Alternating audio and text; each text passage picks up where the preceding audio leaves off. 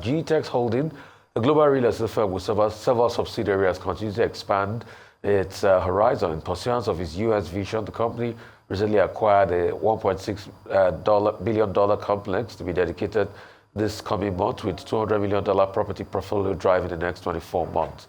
In doing this, the company has successfully cemented their place as a pace setter in Nigerian global real estate. But so joining us from Texas is the head and founder, Dr. Akintayo, Gtext Holdings, will be speaking to us on the latest acquisition and what this means for business. I'll just come to you. Congratulations on the latest acquisition again. But this be interpreted as the company's exodus to greener pastures, or are you joining the Japa and the Japa drive and the movement out of Nigeria? Is that what you're joining? Well, by the way, it's good to see you again. Good morning from here. The argument for me has always been the need for us to expand globally. I've seen, you've seen companies start from here in the US, come to Nigeria, expand, and they're able to repatriate their profit back to the US. You've seen Chinese firms do it. You've seen a lot of different people do it. We've also seen that same movement happening with our Afrobeat. We've seen that also even with our music. It's time to do the same with our business. We need to have African homegrown businesses expand globally. And I think that's when we will start changing the perception of people about Nigerians, right? Because most people will never visit Nigeria. But when they begin to deal with Nigerians in foreign countries and they have integrity and they have smooth transaction, they begin to change their perspective about who we are as a people. And that's what we're really doing. All right. Good morning and great to see you too. Gtext Holdings has managed to survive the teething years and even grown in leaps and bounds since then. I just want to share with us some of the things that you have done, to ensure to see the success of Gtext Holdings.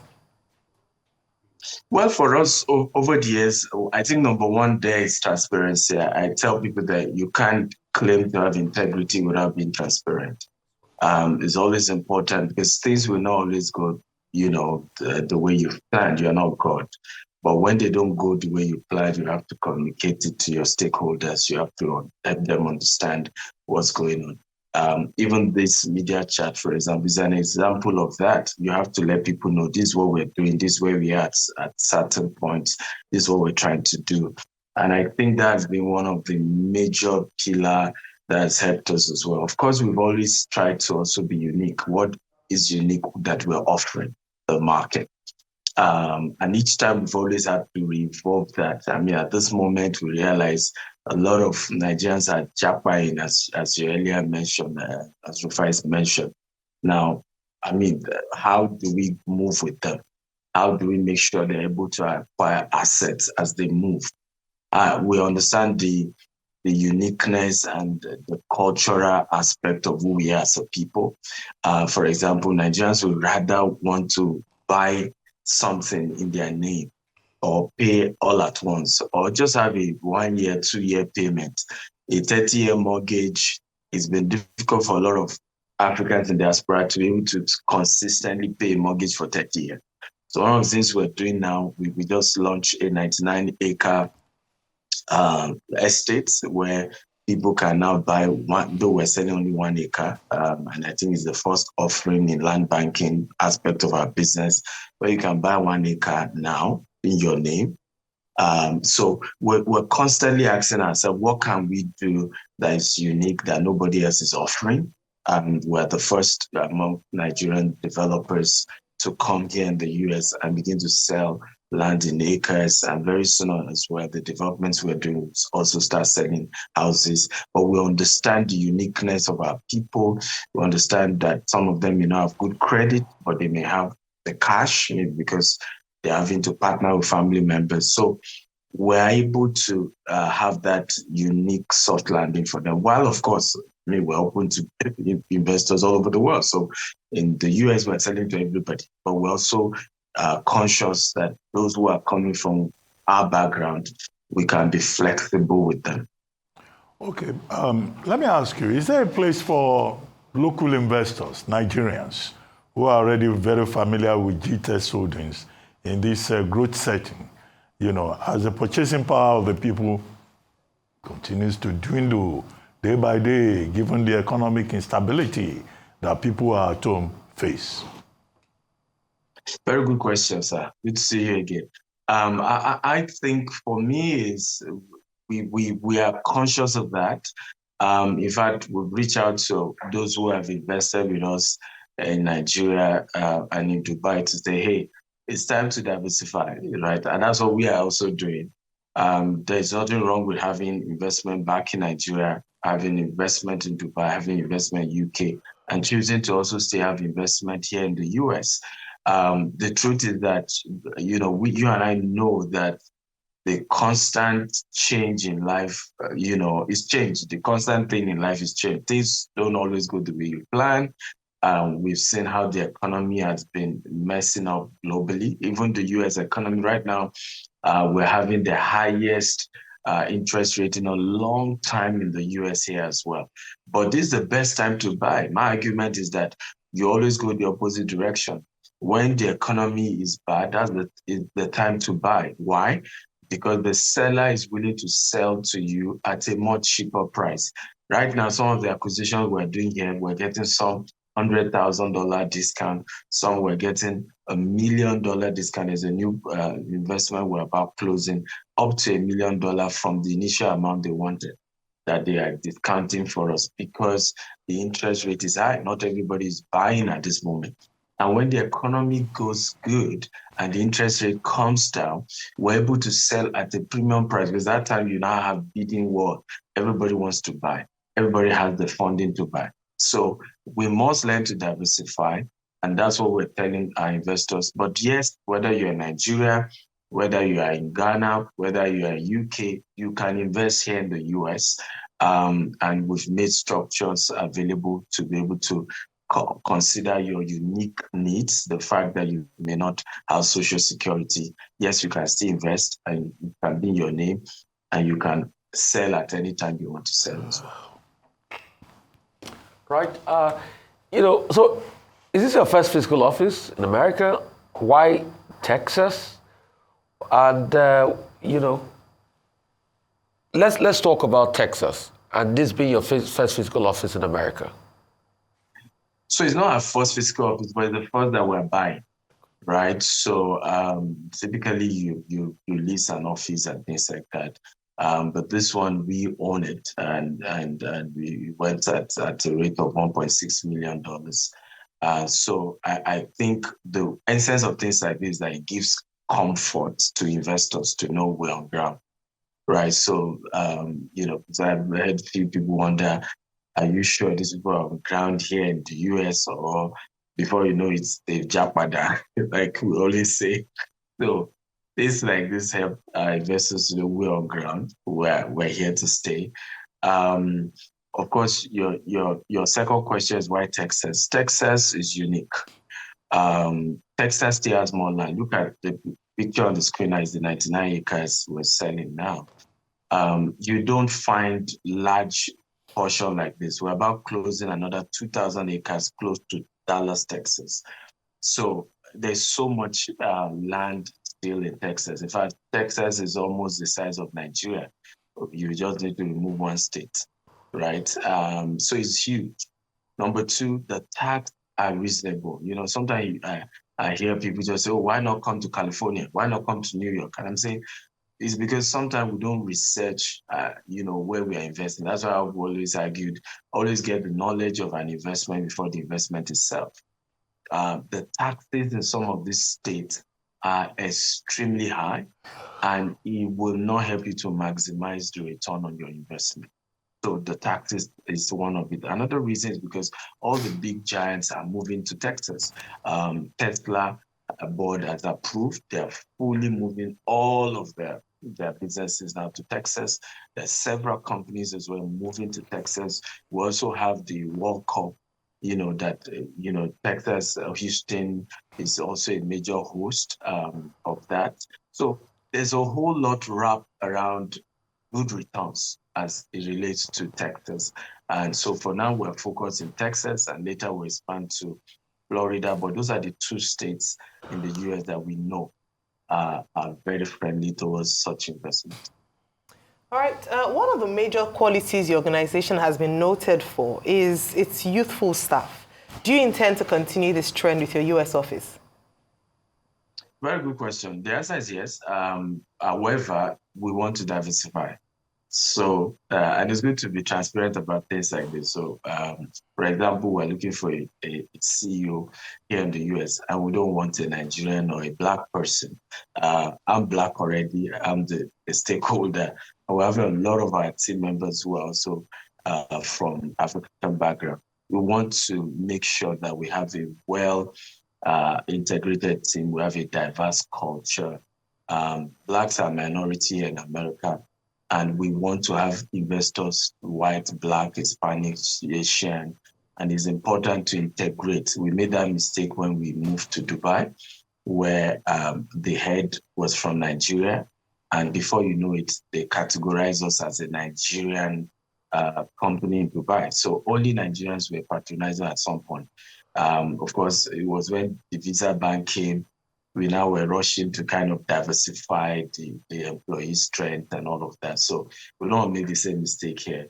But yes, we're working on, recruiting young people. We're open. We're looking for a new CEO. We're recruiting, different people, but we're integrating. It's a global business. People are welcome to work with us from any part of the world. We're not trying to start another Nigerian in Texas. It's a global business. Yeah, Texas, well, large population, about 30 million, second largest state in the United States. So it's a big market. And I hear the weather is good for the benefit of Nigerians who may want to go there. But in terms of expansion, will you still be maintaining a homegrown Nigerian business office, or are you going to recruit from other nationalities? Exactly. I think I've just answered that. Yes, we're going to be recruiting from other nationalities. We're trying to make sure we're very diverse as much as we can. I've argued this, people have argued with me over time online, but my argument is that you must learn to have a strong integration structure. I'll give you a very big example. The Emiratis invested big time in the UK football. You saw, Emirates, turn to Emirates Stadium, which is after the Emirates airline.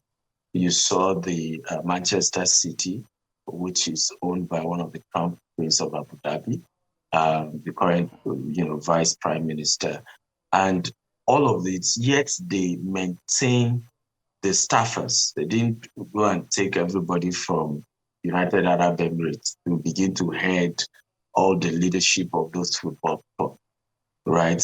The ownership, yes, is changed. The name is changed, and it becomes a tool for marketing the United Arab Emirates, but not necessarily now insisting that everybody. Nepotism is something that is deep down rooted in our blood, right? We complain when government do it, but we do it ourselves in our private business, in our private life.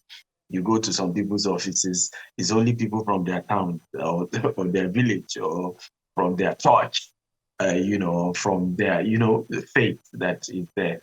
And one of the cultures we have maintained since we started the company is that culture of we're only focused on your skill. We don't care your race, we don't care your religion. As long as you can add value to the company, you're welcome. And that's what we're focused on. We don't care who you are, your background. What do you bring to the table is what matters. All right. $1.6 million. That's those means. How are you able to raise the capital? You had to launch this office. Well, you see me. Things are getting better. Stephen, things are getting better. You know where we're coming from, Wo? You know. Well, so number one, Rufa, I've been hustling all this while. We're in an aggressive fundraising drive. And thank God we have a good name. Thank God people are trusting us and they're investing with us. Also, mind you, we have leverage here. So we didn't have to drop the entire 1.6 million. First of all, we had to do lease to own. Second of all we needed to drop is 30% of the money. And we got institutional investors for the remaining 70%. And that's part of, sometimes we talk about Nigeria and why Nigeria needs to work. These are the things we're talking about, that we need to make it easy for businesses to grow, businesses to expand. The fact that I need to buy land in Nigeria, I have to pay 100% down. All this is affecting business. We must work with our financial institution to be able to come in and be part of growing the real estate sector. But yes, we're an aggressive investment drive. We thank God for a good name. We're aggressively raising money in the next, 2 years for our US expansion. And thank God that because of how well we've done things in Nigeria, in Dubai, it's helped us. There are people who invested with us in Dubai we never met until the day they came to collect the key to their house. And some of them did over $1 million. And so with that kind of good name, where people know that they can trust us with their money and that, we are there. We're not running away. We're on ground and we're constantly available to explain issues to them, as a team. So it's not even a one-man business. It's a business with a solid team. I think that has been very, very helpful. All right, thank you. That's great to see that you have some investors and you didn't have to put the full 100% of that $1.6 million down. So tell us about your properties in the US market. You speak so passionately about it. Can you give us a bit more detail as to what your offerings are? Beautiful. So at the moment, we're on a $200 million expansion drive here in the US. We currently have a 99-acre land that we're selling, and people are free to start buying. Unfortunately, this particular one, they can only buy minimum 1 acre. And I've had people reach out, can't we just buy one plot? And we've said, you know what, because we're doing larger volume here, we just want to do 1 acre.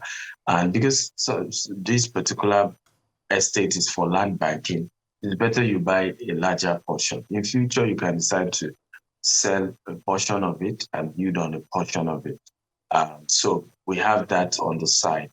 We also have, by the way, the office they showed you, one of the reasons why we bought the office, opposite it, and it's part of what we bought, is you will see some green space. Those green space is available for us to build office complex. So we're going to be building a 6-story office complex there called Gtext House. Of course, this is a project that will take another 4 to 5 years. So it's important to let people know permits alone here can take 18 to 2 years to even get the permit before you can start building. Also, we just got another place where we're building 28 units. But one of the strategies we had to use when we realized that permit takes time here is to now start buying properties that already have permits. Right, so that in space of 3 to 6 months we can start building. And so we have one that by December, by the grace of God, we're going to start building 28 residential units. So we have residential, we have commercial, and then we have land banking, which is one of the things we've been known in Nigeria. Over 80% of our clientele in Nigeria are land bankers. It's only in Dubai that is strictly houses, residential houses. So what we've done is to be able to cover the three. We have investment in land, we have investment in residential, we have investment in commercial. Like even this office beside us is a neighbor, so we inherited a tenant. And so the rent will start going to us. We're also trying to turn the office to a hub where Nigerians who have businesses here but they don't have office space can start using our office space. So we receive their emails on their behalf. Our reception can pick calls on their behalf.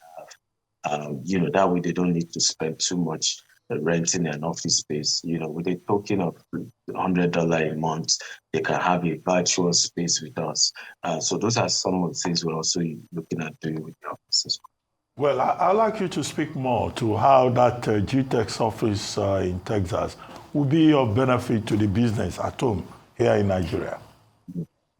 Well, I don't know whether you are aware that currently over 80% of our clientele are in diaspora. You know, many of our clients, even those who bought in what we have in Nigeria, are either in UK, US, you know, Canada and all that. So those of them who are here in Nigeria, the good news that they can, here in the US, they can come to the US office to pick up their documents of investment they did with us in Nigeria. So that's one good thing. You know, also those of them who are investing with us here in the US are able to visit and ask questions about what we're doing with their funds and their investment. But more importantly is also we are having this added value, like I mentioned earlier, where we're working on a virtual office space, a desk space. So there's the option of virtual where you don't come to the office, but we receive your emails and things like that on your behalf and will relate it to you. We have the desk space where you have a desk, you know, and you pay a token for that desk and you come in and operate it like it's your office and you use them like that. So those are the various offerings that we are giving with this new office expansion. But we're excited about it. We're also hoping to do a couple of smaller seminars. For example, we are hosting Dr. Cosmos for our biggest conference here in the US. And, you know, he should be arriving on the 18th. So on the 19th, he will also be coming to the office. I'm going to be having a little networking with people in the office before the conference itself on Saturday.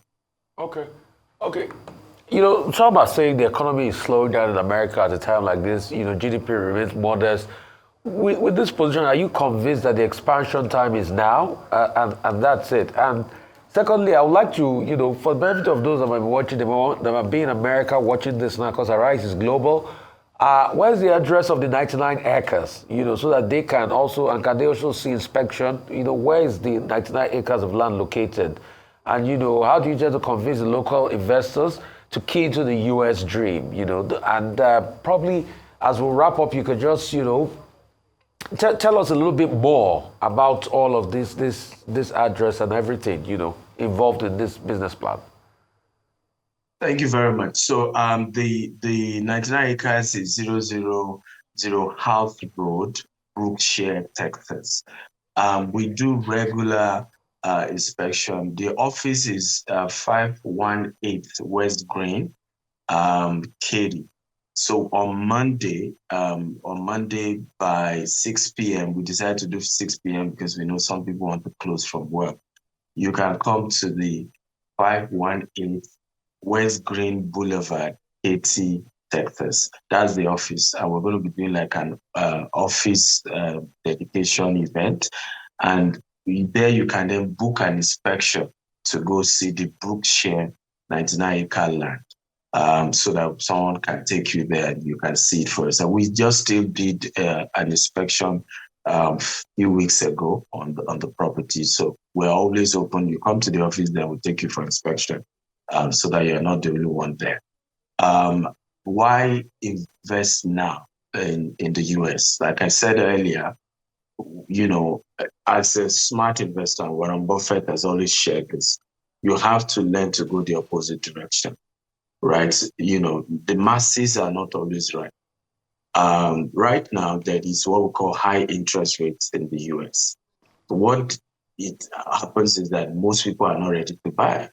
And what that does is that sellers are willing to sell at a more reduced price. So many of these properties we're buying, we're able to buy it way lesser than we should have gotten it. In fact, way lower than what they listed because nobody's really coming as such. Now, the time we are projecting that, because they're going to start the rate cuts from November, we're projecting that by June next year, you know, the interest rate will have really come down. And what happens? The bidding war starts again. Everybody wants to start buying. And at that point, we have already acquired and we can now start selling and we're making good profit. And that's really how to do business. Well, on that note, we would like to thank you very much, Dr. Stephen Akintayo, for joining us on the morning show today.